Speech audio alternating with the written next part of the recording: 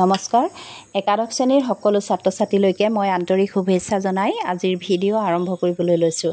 আজি তোমালোকৰ পাঠ্যপুথিত থকা বিয়াৰ প্ৰেজেণ্ট শীৰ্ষক গল্পটিৰ প্ৰশ্ন উত্তৰ আগবঢ়াবলৈ লৈছোঁ। প্ৰশ্ন উত্তৰসমূহ তোমালোকৰ পাঠ্যপুথিত থকা আৰু সেই প্ৰশ্নাৱলীত থকা আটাইখিনি প্ৰশ্নৰ উত্তৰৰ লগতে যোৱা কেইবাবছৰৰো তোমালোকৰ ফাইনেল পৰীক্ষাত অহা প্ৰশ্ন উত্তৰ আৰু লগতে কেইটামান অতিৰিক্ত প্ৰশ্নও ইয়াত সন্নিৱিষ্ট কৰিছোঁ। গতিকে আশা কৰিছোঁ ভিডিঅ'টোৱে তোমালোকক সহায় কৰিব আৰু ভিডিঅ'টো যদি ভাল লাগে এটা লাইক শ্বেয়াৰ আৰু কমেণ্ট কৰিবা বুলি আশা কৰিলোঁ। এতিয়া আহিছোঁ মই প্ৰশ্ন উত্তৰসমূহলৈ। ক অতি চমু প্ৰশ্নৰ 1 নম্বৰত আছে, সৈয়দ আব্দুল মালিকৰ প্ৰথম প্ৰকাশিত চুটিগল্পৰ পুথিখনৰ নাম কি? উত্তৰ, সৈয়দ আব্দুল মালিকৰ প্ৰথম প্ৰকাশিত চুটিগল্পৰ পুথিখনৰ নাম পৰশমণি। 2. কোনখন উপন্যাসৰ বাবে সৈয়দ আব্দুল মালিকে সাহিত্য অকাডেমী বঁটা লাভ কৰিছিল? উত্তৰ, অঘৰী আত্মাৰ কাহিনী উপন্যাসখনৰ বাবে সৈয়দ আব্দুল মালিকে সাহিত্য অকাডেমী বঁটা লাভ কৰিছিল। 3. সৈয়দ আব্দুল মালিকে ৰচনা কৰা এখন ভ্ৰমণ কাহিনীৰ নাম লিখা। উত্তৰ, সৈয়দ আব্দুল মালিকে ৰচনা কৰা এখন ভ্ৰমণ কাহিনীৰ নাম মাজত মাথো হিমালয়। 4. জ্যোতিপ্ৰসাদ আগৰৱালাৰ জীৱনক কেন্দ্ৰ কৰি সৈয়দ আব্দুল মালিকে ৰচনা কৰা উপন্যাসখনৰ নাম কি? উত্তৰ, জ্যোতিপ্ৰসাদ আগৰৱালাৰ জীৱনক কেন্দ্ৰ কৰি সৈয়দ আব্দুল মালিকে ৰচনা কৰা উপন্যাসখনৰ নাম ৰূপতীৰ্থৰ যাত্ৰী। 5. বিয়াৰ প্ৰেজেণ্ট গল্পটোত থকা অসুখ হোৱা ছোৱালীজনীৰ নাম কি? উত্তৰ, বিয়াৰ প্ৰেজেণ্ট গল্পটোত থকা অসুখ হোৱা ছোৱালীজনীৰ নাম বিনীতা। খ চমু প্ৰশ্নৰ 1 নম্বৰ, তেওঁৱেই আগবাঢ়ি আহিল আৰু মোৰ মুখলৈ চাই সুধিলে, আমাৰ তাৰে নোহোৱানে? কোনে কাক কথাষাৰ সুধিছিল? উত্তৰ, উক্ত কথাষাৰ সৈয়দ আব্দুল মালিকৰ বিয়াৰ প্ৰেজেণ্ট নামৰ গল্পটোৰ অসুখীয়া ছোৱালী বিনীতাৰ দেউতাক অৰ্থাৎ কনকেশ্বৰ ঠাকুৰে নাজিয়াক সুধিছিল। 2. নাজিয়াই কাৰ বিয়া খাবলৈ গৈছিল? উত্তৰ, নাজিয়াই নগৰৰ বিখ্যাত ৰিটায়াৰ্ড হাকিম আহমেদ চাহাবৰ নুমলীয়া জীয়েক সম্পৰ্কত নাজিয়াৰ মোমায়েকৰ জীয়েক ভনীয়েকৰ বিয়া খাবলৈ গৈছিল। 3. নাজিয়াই কিয় হাস্পতাললৈ যাবলগীয়া হ'ল? উত্তৰ, নাজিয়াই মোমায়েকৰ জীয়েকৰ বিয়া খাবলৈ যাওঁতে নগৰৰ বাছ ষ্টেণ্ডত একে অঞ্চলৰে কনকেশ্বৰ ঠাকুৰক লগ পালে। তেখেতৰ জীয়েক বিনীতা সংকটজনক অৱস্থাত হস্পিতালত ভৰ্তি হৈ আছে। সেইদিনাই তেজ দিব নোৱাৰিলে বিপদ হ'ব। সেয়ে তেওঁ প্ৰয়োজনীয় টকাকেইটা যোগাৰ কৰিবৰ বাবে বিনীতাক হস্পিতালতে এৰি গাঁৱলৈ যাবলৈ আহিছিল। মানুহজনৰ তেনে বিপদাৱস্থা দেখি নাজিয়াৰ বৰ বেয়া লাগিল। বিয়াখন খাবলৈ যোৱাতকৈ সেইকেইটা টকাৰে বিপদত পৰা মানুহজনক সহায় কৰাটোহে ধৰ্ম হ'ব বুলি ভাবি ৰোগীয়া বিনীতাক সহায় কৰিবৰ বাবে হস্পিতাললৈ গ'ল। 4. কনকেশ্বৰ ঠাকুৰে তেওঁৰ কন্যা বিনীতাৰ অপাৰেশ্যন কৰাবলৈ ক'ৰ পৰা পইচা পালে? উত্তৰ, কনকেশ্বৰ ঠাকুৰে কন্যা বিনীতাৰ অপাৰেশ্যন কৰাবৰ বাবে পইচা যোগাৰ কৰিবলৈ গাঁৱলৈ যাবলৈ আহিছিল। বাছ ষ্টেণ্ডতে তেওঁ একে অঞ্চলৰে নাজিয়াক লগ পালে। দুয়োৰে মাজত কথা বতৰা হোৱাত নাজিয়াই বিনীতাৰ অসুখ আৰু চিকিৎসাৰ বাবে টকা পইচাৰ অভাৱৰ কথা জানিব পাৰি দুখৰ সমভাগী হ'ল। নাজিয়াই মোমায়েকৰ জীয়েকৰ বিয়া খাবলৈ যোৱাটো সেই ঠাইতে বাতিল কৰি নিজৰ হাতত থকা পইচাকেইটা বিনীতাৰ অপাৰেশ্যনৰ কাৰণে কনকেশ্বৰ ঠাকুৰক দি সহায় কৰিলে। গতিকে কন্যা বিনীতাৰ অপাৰেশ্যন কৰাবলৈ কনকেশ্বৰ ঠাকুৰে নাজিয়াৰ পৰা পইচাৰ সহায় পালে। 5. আমাৰ দুজন একেলগে বিয়ালৈ যোৱাটো উচিত নহ'ব। আমাৰ দুজন বুলি ইয়াত কাৰ কাৰ কথা কোৱা হৈছে? উত্তৰ, আমাৰ দুজন বুলি ইয়াত গল্পকাৰ আৰু তেওঁৰ পত্নী নাজিয়াৰ কথা কোৱা হৈছে। পইচাৰ হিচাপ নিকাচৰ অংক নিমিলাত নাজিয়াৰ মোমায়েকৰ জীয়েকৰ বিয়াখনলৈ দুয়ো একেলগে নোযোৱাটো ঠিক কৰি গল্পকাৰে উক্ত কথাষাৰ কৈছিল। গ দীঘল প্ৰশ্ন 1 নম্বৰ, কি পৰিস্থিতিত কনকেশ্বৰ ঠাকুৰে নাজিয়াক লগ পাইছিল? উত্তৰ, কনকেশ্বৰ ঠাকুৰ আছিল এজন অতি দৰিদ্ৰ লোক। তেওঁ তেওঁৰ জীয়েক বিনীতাক টান অসুখ হোৱাৰ বাবে হস্পিটেলত ভৰ্তি কৰাইছিল। ছোৱালীজনীৰ অৱস্থা চাই ডাক্তৰে সেইদিনাই অপাৰেশ্যন কৰিব লাগিব বুলি কৈছিল। লগতে কেইবটলমান তেজ দিব লাগিব বুলিও কৈছিল। এফালে হস্পিটেলত পৰি থকা ছোৱালীজনী, আনফালে চিকিৎসাৰ বাবে প্ৰয়োজন হোৱা টকাকেইটাৰ অভাৱ। কেনেকৈনো টকাকেইটা যোগাৰ কৰিব পাৰি তাকে চিন্তা কৰি তেওঁ গাঁৱলৈকে যোৱাৰ সিদ্ধান্ত কৰিলে। গাঁৱৰ কাৰোবাৰ পৰা টকাকেইটামান যোগাৰ কৰাৰ উদ্দেশ্যেৰে ওলাই আহি তেওঁ বাছ আস্থান পালেহি।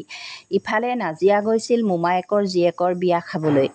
বাছ আস্থানত বাছৰ পৰা নামি ৰিক্সা এখনৰ ফালে আগবাঢ়োঁতেই কনকেশ্বৰ ঠাকুৰে নাজিয়াক দেখা পাই আগবাঢ়ি আহি নিজৰ বিপদৰ কথা নাজিয়াক আদ্যোপান্ত বিৱৰি ক'লে। এনেদৰে টকা যোগাৰ কৰিবৰ বাবে গাঁৱলৈ যাবলৈ অহা কনকেশ্বৰ ঠাকুৰে অপ্ৰত্যাশিতভাৱে নাজিয়াক লগ পাইছিল। ২. নাজিয়াই বিয়ালৈ কিয় অকলে গৈছিল? উত্তৰ: নাজিয়াৰ পৰিয়ালটো আৰ্থিকভাৱে টনকিয়াল নাছিল। আৰ্থিক সীমাবদ্ধতাৰ বাবে প্ৰতিটো খোজতে তেওঁলোকে অত্যধিক হিচাপ নিকাচৰ মাজেৰে চলিবলগীয়া হয়। নাজিয়া আৰু তেওঁৰ স্বামী দুয়ো একেলগে বিয়ালৈ যোৱাৰ ইচ্ছা আছিল। কিন্তু হিচাপ কৰি চাই দেখিলে যে হাতত থকা 200 টকাৰে দুয়োজনৰ অহা যোৱা বাছৰ ভাড়া, ৰিক্সা ভাড়া, বিয়াত দিবলৈ এটা ভাল উপহাৰ, এই আটাইবোৰ খৰচ নিমিলে। বাছ আৰু ৰিক্সা ভাড়া কমাব নোৱাৰি। ইফালে নিজৰ সন্মান ৰক্ষাৰ কাৰণে এটা দামী উপহাৰ নিদিলেও নহ'ব। কোনোপধ্যে হিচাপ নিমিলে। গতিকে দুয়োজন একেলগে বিয়ালৈ যোৱাটো সম্ভৱ নহয়। সেয়ে অৱশেষত নাজিয়া অকলেই বিয়ালৈ যোৱাটো ঠিক হ'ল। ৩. কি পৰিস্থিতিৰ বাবে নাজিয়াই বিয়ালৈ বুলি ওলাই বিয়ালৈ নগ'ল? উত্তৰ: আৰ্থিক অনাটনৰ বাবে বহু হিচাপ নিকাচৰ অন্তত নাজিয়া অকলেই মোমায়েকৰ জীয়েকৰ বিয়ালৈ ওলাল। বিয়ালৈ বুলি ওলাই গৈ বাছ আস্থানত বাছৰ পৰা নামি ৰিক্সা এখনৰ ফালে আগবাঢ়িল। তেনেতে একে অঞ্চলৰে কনকেশ্বৰ ঠাকুৰ নামৰ লোকজন নাজিয়াৰ ফালে আগবাঢ়ি আহিল। দুয়োৰে মাজত কথা বতৰা হ'ল। কনকেশ্বৰ ঠাকুৰে নিজৰ দুৰৱস্থাৰ কথা নাজিয়াৰ আগত বিৱৰি ক'লে। জীয়েক বিনীতাৰ টান নৰিয়াৰ বাবে হস্পিটেলত থকাৰ কথা, সেইদিনাই অপাৰেশ্যন কৰাব লাগিব আৰু কেইবটলমান তেজো দিব লাগিব ইত্যাদি। জীয়েকৰ চিকিৎসাৰ বাবে তেওঁৰ হাতত একেবাৰে পইচা নথকাৰ বাবে পইচা যোগাৰ কৰিবলৈ গাঁৱলৈকে যাবলৈ অহাৰ কথা ক'লে। এফালে জীয়েকৰ জীৱন মৰণ সমস্যা, আনফালে উদং জেপ। গভীৰ চিন্তাত পৰা কনকেশ্বৰ ঠাকুৰৰ দুখত নাজিয়াৰ মন সেমেকি উঠিল। বিয়ালৈ বুলি লৈ যোৱা টকাকেইটা তাই কনকেশ্বৰ ঠাকুৰক দি সহায় কৰিবলৈ মন গ'ল। সেয়ে নাজিয়াই কনকেশ্বৰ ঠাকুৰৰ হাতত 100 টকা দি তেওঁৰ লগতে হস্পিটেললৈ খোজ ল'লে। তেনে পৰিস্থিতিত পৰা বাবেই বিয়ালৈ ওলাই গৈও নাজিয়াৰ বিয়ালৈ যোৱা নহ'ল। ৪. বিনীতাৰ অপাৰেশ্যন কেনেদৰে ততাতৈয়াকৈ হৈ গ'ল বৰ্ণনা কৰা। উত্তৰ: বিনীতাক হস্পিটেলত ভৰ্তি কৰাই কনকেশ্বৰ ঠাকুৰে ডাক্তৰৰ পৰা গম পালে যে বিনীতাৰ অৱস্থা গুৰুতৰ। সেইদিনাই অপাৰেশ্যন কৰাব লাগিব আৰু কেইবটলমান তেজো দিব লাগিব। ইফালে বিনীতাৰ দেউতাক কনকেশ্বৰ ঠাকুৰৰ হাতত বিনীতাৰ চিকিৎসাৰ বাবে খৰচ কৰিবলৈ পা-পইচা একোৱেই নাই। উপায়হীন হৈ তেওঁ গাঁৱলৈকে টকা পইচাৰ যোগাৰ কৰিবলৈ যাব বুলি ভাবি বাছ আস্থানলৈ আহিল। বাছ আস্থানতে কনকেশ্বৰ ঠাকুৰে একে অঞ্চলৰ নাজিয়াক লগ পালে। নাজিয়া গৈছিল মোমায়েকৰ জীয়েকৰ বিয়া খাবলৈ। তেওঁলোক দুয়োৰে মাজত কথা বতৰা হ'ল। নাজিয়াই কনকেশ্বৰ ঠাকুৰৰ মুখত তেওঁ সন্মুখীন হোৱা বিপদৰ কথা শুনি বিয়ালৈ যোৱা বাতিল কৰিলে আৰু মানুহজনৰ লগত হস্পিটেললৈ গ'ল। টকা 100 ঠাকুৰৰ হাতত দি বিনীতাৰ অপাৰেশ্যনৰ দিহা কৰিবলৈ ক'লে। যথাসময়ত অপাৰেশ্যন হৈ গ'ল। এনেদৰে অপ্ৰত্যাশিতভাৱে কনকেশ্বৰ ঠাকুৰে নাজিয়াৰ পৰা পোৱা সহায়ৰ বাবে বিনীতাৰ অপাৰেশ্যন ততাতৈয়াকৈ কৰাব পাৰিলে। ৫. বিয়াৰ প্ৰেজেণ্ট গল্পটোত মানৱতাবোধৰ প্ৰকাশ কিদৰে ঘটিছে আলোচনা কৰা। উত্তৰ: মানৱিক মূল্যবোধেই হৈছে মানৱতাবোধ। এই মানৱতাবোধ গুণেই মানুহৰ শ্ৰেষ্ঠত্ব প্ৰতিপন্ন কৰি আহিছে। ছৈয়দ আব্দুল মালিকৰ বিয়াৰ প্ৰেজেণ্ট গল্পটো মানৱতাবোধৰ এক উৎকৃষ্ট নিদৰ্শন। এজন দৰিদ্ৰ লোক কনকেশ্বৰ ঠাকুৰ। তেওঁৰ জীয়েক বিনীতাক জটিল অসুখৰ বাবে হস্পিটেলত ভৰ্তি কৰাইছে। একেদিনাৰ ভিতৰতে অপাৰেশ্যন কৰাব লাগে আৰু কেইবটলমান তেজো দিব লাগে। হাতত পইচা পাতি নথকা কনকেশ্বৰ ঠাকুৰ বিমূঢ়ত পৰিল। জীয়েকৰ চিকিৎসাৰ বাবে কেনেকৈনো পইচা যোগাৰ কৰিব তাকে ভাবি গুণি তেওঁ গাঁৱলৈকে যাবলৈ ওলাল। তেনেতে বাছ আস্থানতে তেওঁ ভগৱানৰ দূত স্বৰূপে নাজিয়াক লগ পালে। মোমায়েকৰ জীয়েকৰ বিয়ালৈ বুলি যোৱা নাজিয়াই যেতিয়া ঠাকুৰৰ মুখত তেওঁৰ বিপদৰ কথা শুনিলে তাইৰ মন সেমেকি পৰিল। বিয়াখন খাবলৈ যোৱাতকৈ বিপদত পৰা মানুহজনক সহায় কৰাটোহে শ্ৰেয় বুলি ভাবিলে। অধীৰ আগ্ৰহেৰে বিয়াখনলৈ গৈছিল যদিও নাজিয়াই সেই যাত্ৰা বাতিল কৰি হাতত থকা পইচাকেইটা বিনীতাৰ অপাৰেশ্যনৰ কাৰণে ঠাকুৰৰ হাতত দিলে আৰু হস্পিটেললৈও গৈ তেওঁলোকক সহায় কৰিলে।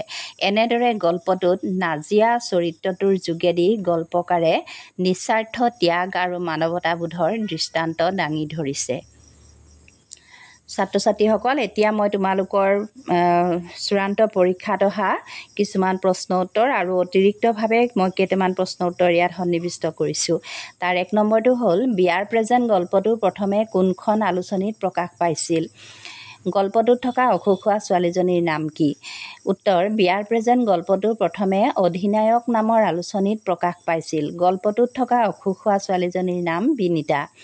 2, তেনেহ'লে তুমি বিয়ালৈ আৰু নগলাই, তেওঁলোকে বেয়া নাপাবনে চাগৈ? কথাষাৰ কোনে কাক কৈছিল? উত্তৰ, উক্ত কথাষাৰ বিয়াৰ প্ৰেজেণ্ট গল্পটোত নাজিয়াক তেওঁৰ পতিয়ে কৈছিল। বিয়াৰ প্ৰেজেণ্ট গল্পটোৰ মূল বাৰ্তা কি?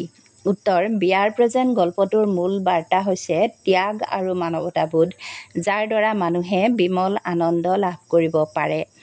4, সৈয়দ আব্দুল মালিকৰ গল্পৰ 4টা বৈশিষ্ট্য লিখা। উত্তৰ, সৈয়দ আব্দুল মালিকৰ গল্পৰ 4টা বৈশিষ্ট্য হৈছে ভাষাৰ প্ৰাঞ্জলতা, সুখ-পাঠ্যতা, মানৱতাবোধ আৰু বাস্তৱধৰ্মী কাহিনীৰ উপস্থাপন। 5, আপুনি এই টকা 100 লওক আৰু যি কৰিব লাগে কৰি আহকগৈ। কোনে কাক কি প্ৰসংগত কৈছিল বিৱৰি লিখা। উত্তৰ, উক্ত কথাষাৰ আমাৰ পাঠ্যপুথিৰ অন্তৰ্গত সৈয়দ আব্দুল মালিকে লিখা বিয়াৰ প্ৰেজেণ্ট গল্পটোৰ পৰা লোৱা হৈছে। কথাষাৰ নাজিয়াই কনকেশ্বৰ ঠাকুৰক কৈছিল। জীয়েক বিনীতাৰ জৰুৰী অপাৰেশ্যনৰ কাৰণে টকাৰ যোগাৰ কৰিবৰ বাবে গাঁৱলৈকে যাবলৈ বুলি আহোঁতে বাছ আস্থানত নাজিয়াক লগ পালে। মোমায়েকৰ জীয়েকৰ বিয়া খাবলৈ যোৱা নাজিয়াই ঠাকুৰৰ মুখত তেওঁৰ বিপদৰ কথা শুনি বিয়ালৈ যোৱাটো বাতিল কৰি ঠাকুৰৰ লগতে হস্পিটেললৈ ৰাওনা হ'ল। বিনীতাক দেখা কৰি নাজিয়াই মনত কিছু সকাহ দিলে। তেজৰ কাৰণে দৰকাৰ হোৱা টকাকেইটা নাজিয়াই দিব বুলি কৈ কনকেশ্বৰ ঠাকুৰক গাঁৱলৈ যাব নালাগে বুলি ক'লে আৰু সোনকালে ডাক্তৰৰ লগত আলোচনা কৰি অপাৰেশ্যনৰ দিহা কৰিবলৈ নাজিয়াই পৰামৰ্শ দিলে। আবেলিলৈকে নাজিয়া বিনীতাৰ লগত থাকিব বুলি কৈ কনকেশ্বৰ ঠাকুৰৰ হাতত টকা 100 গুজি দি ক'লে, আপুনি এই টকা 100 লওক আৰু যি কৰিব লাগে কৰি আহকগৈ। 6, বিয়াৰ প্ৰেজেণ্ট গল্পটোত সমান্তৰালভাৱে সৃষ্টি হোৱা 2টা পৰিস্থিতি কি কি? উত্তৰ, বিয়াৰ প্ৰেজেণ্ট গল্পটোত সমান্তৰালভাৱে সৃষ্টি হোৱা পৰিস্থিতি 2টা এনেধৰণৰ। এটা হৈছে নাজিয়াৰ পৰিয়ালৰ আৰ্থিক সীমাবদ্ধতাৰ বাবে প্ৰতিটো খোজতে অত্যধিক হিচাপ নিকাচৰ মাজেৰে চলিবলগীয়া অৱস্থা। নাজিয়াৰ মোমায়েকৰ জীয়েকৰ বিয়ালৈ পতি পত্নী দুয়োৰে যাবলৈ মন থকা স্বত্বেও হাতত থকা মাত্ৰ 200 টকাৰে ৰিক্সা ভাড়া, বাছৰ ভাড়া, বিয়াৰ উপহাৰ আদি আটাইবোৰৰ হিচাপ নিমিলাত দুয়ো একেলগে নগৈ কেৱল নাজিয়াহে যাব পাৰিলে। আনটো পৰিস্থিতি হৈছে কনকেশ্বৰ ঠাকুৰৰ জীয়েক বিনীতাক কঠিন নৰিয়া হোৱা বাবে হস্পিটেলত ভৰ্তি কৰিছে। ডাক্তৰে তাইক পাৰিলে সেইদিনাই অপাৰেশ্যন কৰিব লাগে বুলি কৈছে। দুৰ্বল ছোৱালীজনীক তেজো কেইবটলমান দিব লাগিব। হাতত পইচা নথকা দৰিদ্ৰ কনকেশ্বৰ ঠাকুৰে ছোৱালীজনীৰ চিকিৎসাৰ বাবে কেনেকৈ পইচাৰ যোগাৰ কৰিব তাৰ বাবে উপায়হীন হৈ পৰিছে। 7 নম্বৰ, কিবা উপায় কৰি আৰু টকা 50টামান দি থৈ আহিব লাগিব। ক'ৰবাৰ পৰা যোগাৰ কৰিব পাৰেনে চাওকচোন।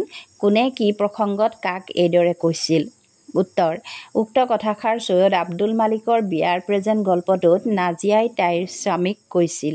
কনকেশ্বৰ ঠাকুৰৰ জীয়েক বিনীতাৰ চিকিৎসাৰ বাবে নাজিয়াই দি অহা 100 টকাৰে যে যথেষ্ট নহ'ব আৰু পইচাৰ প্ৰয়োজন হ'ব তাৰ প্ৰসংগতে নাজিয়াই কথাষাৰ কৈছিল।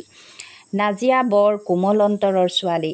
নিজে মোমায়েকৰ জীয়েকৰ বিয়ালৈ যাওঁতে লৈ যোৱা টকাকেইটা বিনীতাৰ অপাৰেশ্যনৰ কাৰণে কনকেশ্বৰ ঠাকুৰক দি সহায় কৰিলে আৰু বিয়ালৈ নগৈ দিনটো বিনীতাৰ লগত হস্পিটেলত কটালে। গধূলি ঘৰলৈ ঘূৰি অহাৰ পিছত নাজিয়াই যেতিয়া স্বামীৰ আগত গোটেই কথাবোৰ ক'লে তেতিয়া নাজিয়াৰ স্বামীয়ে সুধিছিল, ঠাকুৰৰ হাতত আৰু টকা আছেনে নাই? বিনীতাক লৈ অনালৈকে টকাই জুৰিব জানো? ইত্যাদি। নাজিয়াইও জানিছিল তাই দি অহা 100 টকাৰে ঠাকুৰে বিনীতাক ঘৰলৈ অনালৈকে নোজোৰে। সেয়ে আৰু 50 টকামান যেনে তেনে যোগাৰ কৰি ঠাকুৰক দি অহাৰ ইচ্ছাৰে সেইদৰে কৈছিল। 8. সৈয়দ আব্দুল মালিকে লিখা ভ্ৰমণ কাহিনীমূলক গ্ৰন্থখনৰ নাম কি? এই গ্ৰন্থখনৰ বাবে তেওঁ কি বঁটা লাভ কৰিছিল? উত্তৰ সৈয়দ আব্দুল মালিকে লিখা ভ্ৰমণ কাহিনীমূলক গ্ৰন্থখনৰ নাম মাজত মাথো হিমালয়। এই গ্ৰন্থখনৰ বাবে তেখেতে 1965 চনত ছোভিয়েট দেশ নেহৰু বঁটা লাভ কৰিছিল। 9. সৈয়দ আব্দুল মালিকে মহাপুৰুষ শংকৰদেৱৰ জীৱনক কেন্দ্ৰ কৰি লিখা উপন্যাসখনৰ নাম কি? উত্তৰ মহাপুৰুষ শংকৰদেৱৰ জীৱনক কেন্দ্ৰ কৰি লিখা সৈয়দ আব্দুল মালিকৰ উপন্যাসখনৰ নাম ধন্য নৰতনু ভাল। ছাত্ৰ ছাত্ৰীসকল, তোমালোকৰ বিয়াৰ প্ৰেজেণ্ট গল্পটোৰ প্ৰশ্ন উত্তৰ আছিল ইমানেই। আজিৰ ভিডিঅ' মই ইমানতে সামৰিছোঁ। চাই থাকিবা আছামিজ পাঠশালা। ধন্যবাদ।